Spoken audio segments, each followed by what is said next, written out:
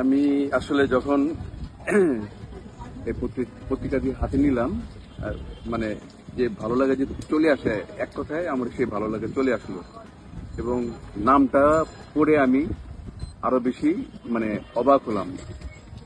বড় লেখার জন্য সাতমা কণ্ঠ, এটা অসাধারণ একটা বিষয়।